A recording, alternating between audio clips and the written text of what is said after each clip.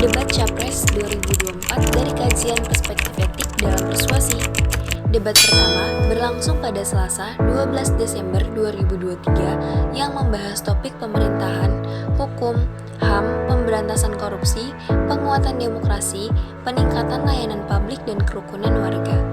Debat kedua berlangsung pada Jumat 22 Desember 2023 yang membahas topik ekonomi kerakyatan dan ekonomi digital, keuangan, investasi, perdagangan, pengelolaan APBN/APBD, infrastruktur, dan perkotaan. Debat ketiga berlangsung pada Minggu 7 Januari 2024 yang membahas topik pertahanan, keamanan, hubungan internasional, dan geopolitik. Kemudian, kesimpulan analisa dari ketiga debat Capres 2024 dalam pandangan kajian perspektif etik persuasi yaitu Capres nomor 01.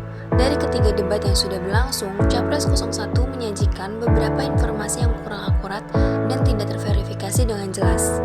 Capres 01 menyebarkan beberapa informasi yang tidak benar dan memanipulasi fakta. Namun, ada beberapa part debat Capres 01 yang juga memberikan informasi yang cukup akurat dan jelas sehingga menunjukkan integritas.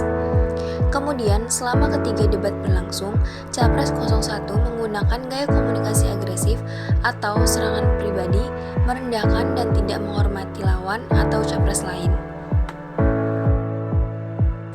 Capres 02. Dari ketiga debat yang sudah berlangsung, Capres 02 menyajikan informasi yang akurat terverifikasi dan jelas sehingga menunjukkan integritas dan etika yang tinggi. Salah satu contohnya adalah data hacker, dana 700 triliun yang digunakan untuk pembelian alat pertahanan negara. Selama ketiga debat berlangsung, Capres 02 menggunakan gaya komunikasi yang menghindari retorika merendahkan, serangan pribadi, atau penggunaan bahasa yang provokatif menunjukkan kematangan dan etika tinggi dalam berkomunikasi. Kemudian, Capres 03.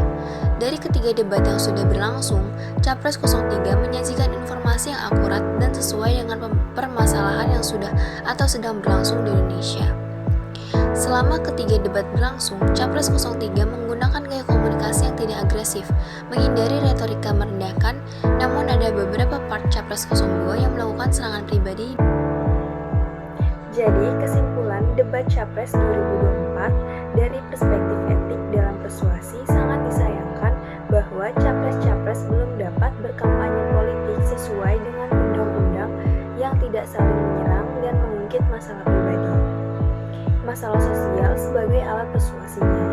Namun, motif utama sebenarnya adalah kepentingan egois dan keuntungan pribadi.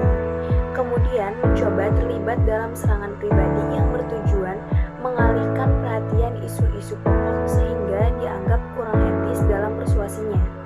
Dari informasi dan gaya komunikasi Capres 2024, ada beberapa faktor yang menyebabkan penyebaran informasi mengandung kesesatan dan dikemas secara berlebihan sehingga membangkitkan emosi masyarakat dengan kalimat Capres yang kontroversial.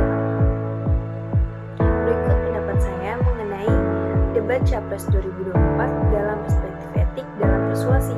Masih kurang lebihnya